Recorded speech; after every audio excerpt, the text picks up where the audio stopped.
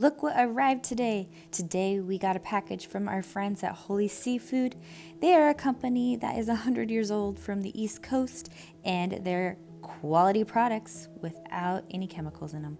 Today we're gonna cook shrimp, cod, and scallops. So let's go spice things up. So the first thing we are gonna cook is some shrimp. To a pan on medium heat, I'm adding a little bit of butter mixed with a little bit of oil. Into the pan, we are gonna mince 2 garlic cloves. All right, mix that around. Into the pan, we are gonna add our shrimp.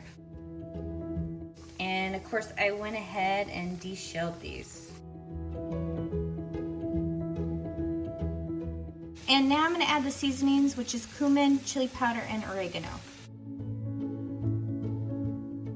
And we're gonna juice 1 lime. And then turn them over.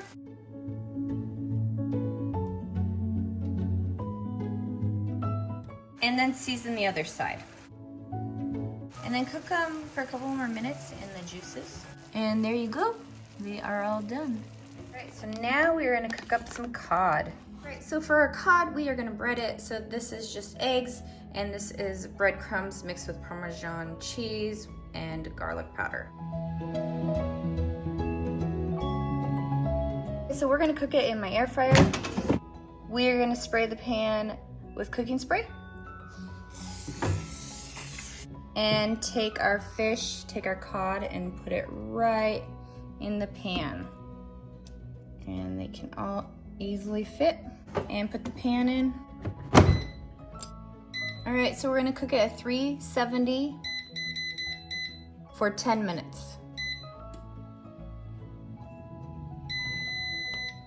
All right, let's take a look. Ooh, ooh, ooh. These look good. And your cod is done.